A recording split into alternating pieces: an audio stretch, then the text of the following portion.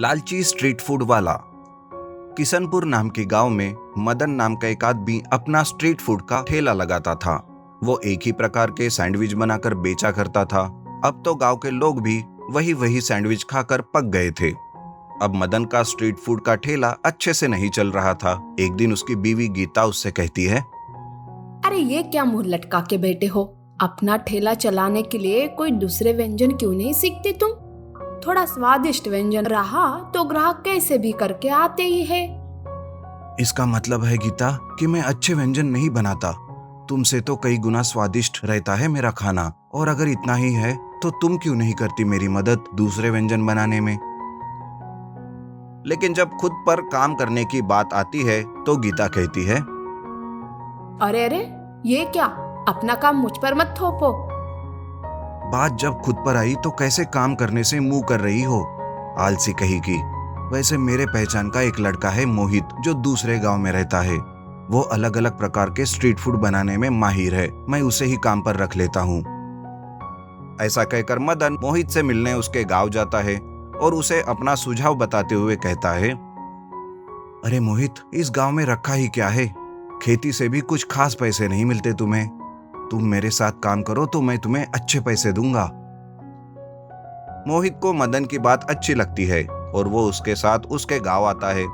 दूसरे दिन से ही मोहित काम पर लग जाता है। तब से मोहित अलग अलग प्रकार के सैंडविच बनाने लगता है और मदन उसे लोगों को बेचने लगता है। तभी एक दिन एक आदमी कहता है, अरे वाह वाह मदन, बहुत दिनों के बाद ऐसा सैंडविच खाया है। बहुत ही स्वादिष्ट है ये तो। बस ऐसे ही रोज रोज अलग अलग व्यंजन बनाकर हमें खिलाया करो। लोग सैंडविच की तारीफ करने लगते हैं। उस दिन सारे सैंडविच बिक जाते हैं। मदन को अच्छा मुनाफा मिल जाता है। तब उस मुनाफे का आधा हिस्सा वो मोहित को देता है और कहता है, ये लो मोहित, आज का तुम्हारा मुनाफा।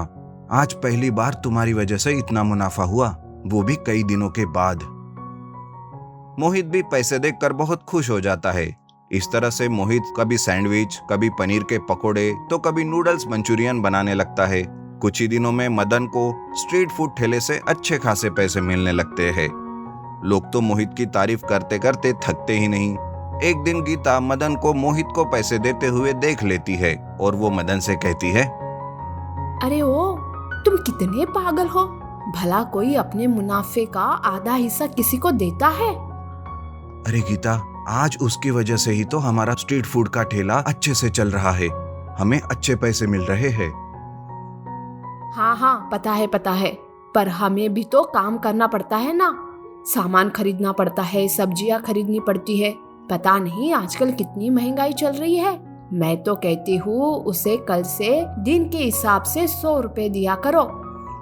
मदन भी गीता की बातों में आ जाता है और उसे भी पैसों का लालच हो जाता है। दूसरे दिन शाम को ठेला बंद करते वक्त मदन मोहित को बस 100 रुपए ही देता है। तब मोहित कहता है, अरे भैया, ये क्या कर रहे हो आप? आज बस 100 रुपए दे रहे हो। अरे क्या बताऊं मोहित, आज से तुम्हें बस इतने ही पैसे दे पाऊंगा। महंगाई जो बढ़ गई है, मुझे भी तो अपना घर चलाना पड़ता है। लेकिन भैया, ये तो बहुत कम पैसे है और मेरे काम के हिसाब से भी कम है। मुझे तो ज्यादा पैसे चाहिए। 100 रुपए सच में बहुत कम है भैया। अच्छा, तो अब तुम्हें भी लालच आ रहा है? अगर ज्यादा पैसे चाहिए तो मेरे पास कोई काम नहीं है तुम्हारे लिए। तुम वापस अपने गांव जा सकते हो। मदन की बातों से मोहित दुखी हो जाता है।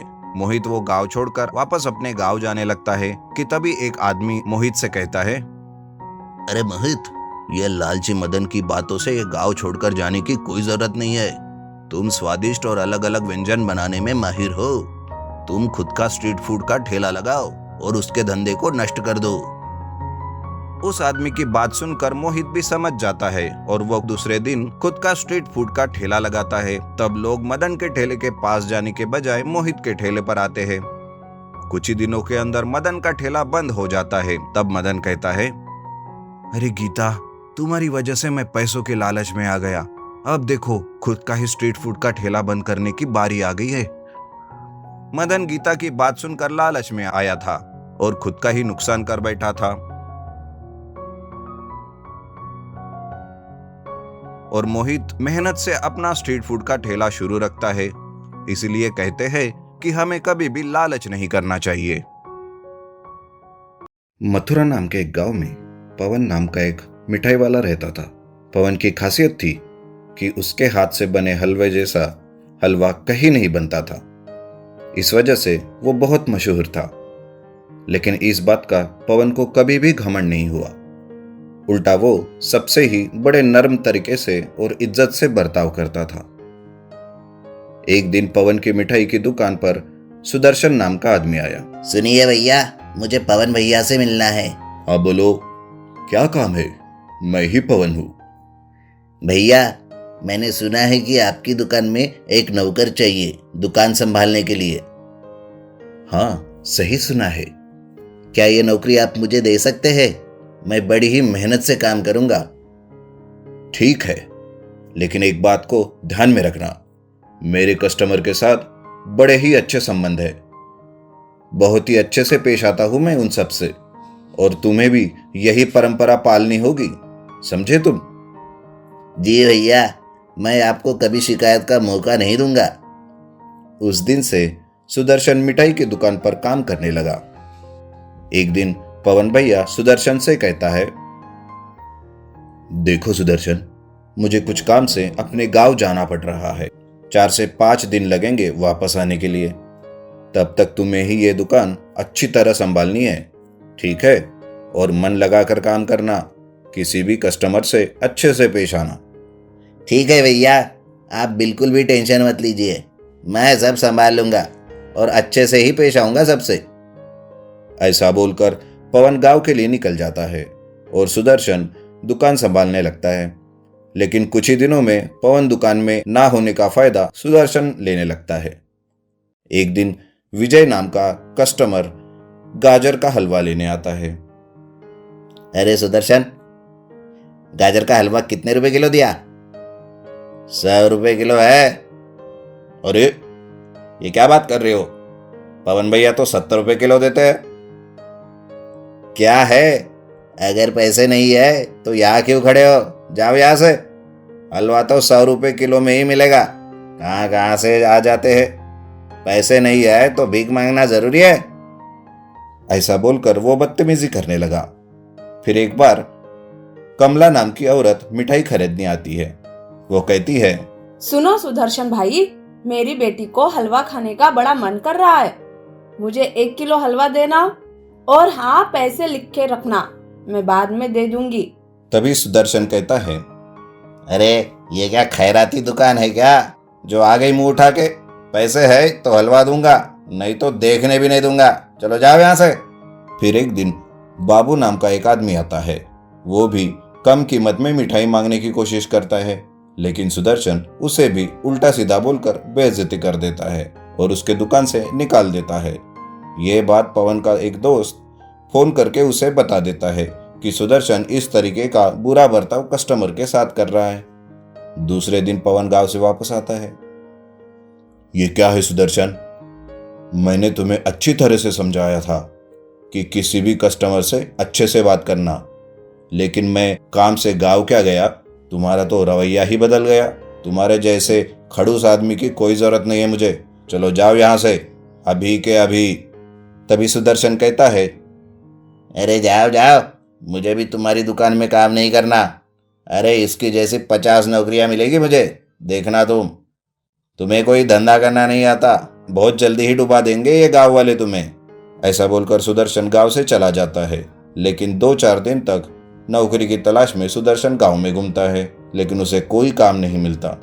ये देखकर वो वापस पवन की दुकान में आता है और कहता है, पवन भाई, मुझे माफ कर दो, मैं पागल हो गया था। मैंने लोगों से अच्छा बर्ताव करने की जगह उनसे बहुत ही बुरा पेश आया। मुझे माफ कर दो भाई, और वही नौकरी दे दो मुझे। अरे जाओ जाओ, तुम्हारे जैसे अकड़ वाले आदमी की कोई जरूरत नहीं है मुझे। तुम्हें काम देकर धंधा डुबाना नहीं है मुझे, चलो जाओ यहाँ से। ये देखकर सुदर्शन बड़ा ही निराश हो जाता है और क्या करे ये सोचता रहता है। तभी उसे कमला नाम की औरत दिखती है। वो उसके पास जाता है। कमला बहन, मैंने आपसे उस दिन बड़ा ही बुरा बर्ताव किया और पवन भाई ने भी मुझे काम से निकाल दिया, लेकिन मुझे अब पता चला अच्छे बर्ताव का फल क्या होता है। कृपया मुझे माफ करके पवन भाई से नौकरी दिला दो बहन। चाहो तो मैं आपके पैर पड़ता हूँ। ये बोलकर सुदर्शन कमला के पैर पड़ता है, लेकिन कमला उसे उठाते हुए कहती है, अरे कोई बात नहीं सुदर्शन, गलती इंसान से होती है। चलो उठो, पैर पड़ने की कोई जरूरत नहीं है। चलो मेरे साथ, मैं पवन भाई से बात करती हूँ। कमला और सुदर्शन पवन के पास जाते हैं। कमला पवन से कहती है, देखो पवन भाई, सुदर्शन को अपने किए का पछतावा है। उसे माफ करके एक मौका और दे दो। ये क्या कह रही हो कमला? ये वही आदमी है जिसने तुम्हारा भी अपमान किया था, और तुम उसी की तरफ से बात कर रहे हो आज? पवन भाई, आखिर हम इंसान हैं और गलती अक्सर इंसान से ही होती है। जानवर थोड़ी ही करेंगे, इसलिए इसे माफ कर दो। ये सुनकर पवन भी सोच में पड़ता है और सुदर्शन को अच्छी तरह से समझाकर वापस नौकरी पर रख लेता है।